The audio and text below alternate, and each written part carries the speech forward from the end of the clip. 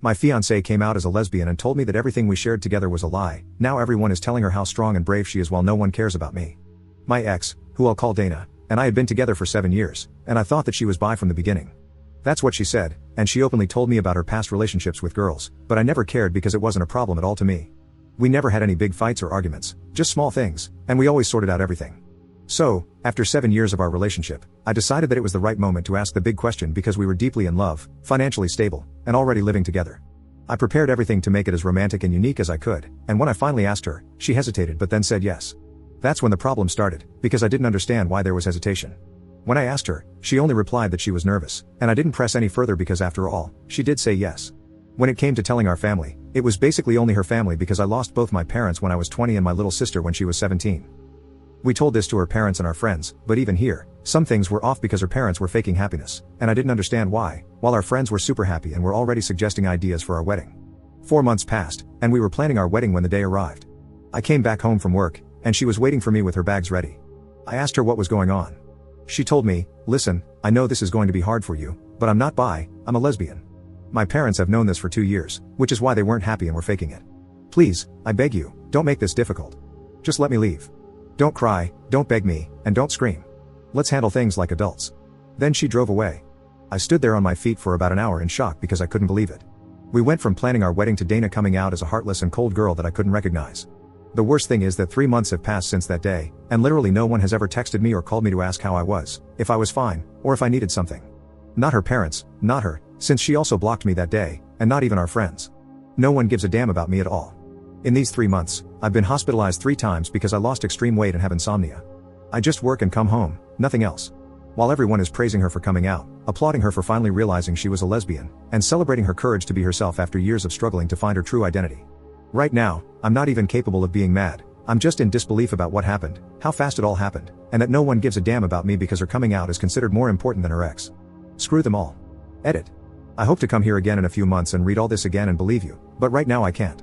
You all seem like good people and sincere, but believe me, as much as I want to trust you, I simply can't right now. Nevertheless, I want to thank you all anyway. I'm not okay, and the 3 times I was hospitalized, I tried to unalive myself, but I'm not even good at doing that. For 3 months, I've been thinking over and over again if I was the problem, what I could do better, what I did wrong, but nothing changes. So here I am, in the middle of nowhere, seated on a sidewalk like a homeless person, reading strangers' comments on a post that I don't even know why I posted. Again, thank you all. Update 1. So, I wasn't expecting to update so soon, but like some of you folks said, somehow one of my ex-friends saw my post on TikTok, and the absolute mess started and is still ongoing right now. This ex-friend, who I will call Paul, reached out to me and basically told me that he saw the post and knew it was me because I used my ex's real name, and he was shocked to know what really happened. Apparently, Dana told my ex-friends that she came out to me as a lesbian, but I didn't take the news well and tried to lay hands and threaten her, so she told them to never contact me again, and they all believed her. However, when they saw my post, they started pressuring her to confirm if my post was telling the truth or not, and she admitted to the lie.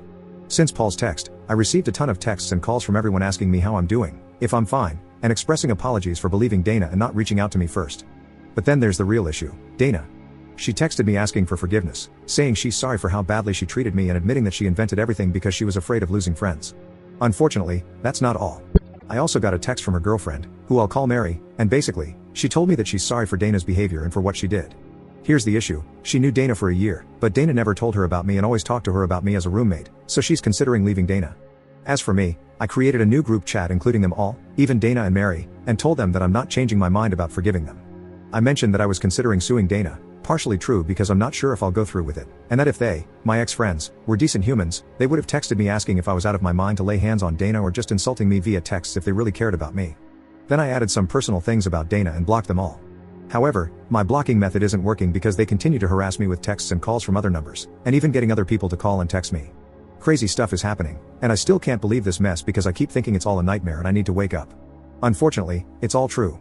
Then, the other thing is that I finally saw a therapist today, and I don't like to admit it, but I cried a lot.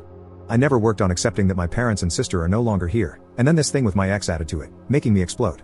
So, it's going to be a very long journey, and I hope to reach a point where I feel better. So, that's all for now, and I hope to update you not as quickly as now but when I'm feeling better. Thank you everyone.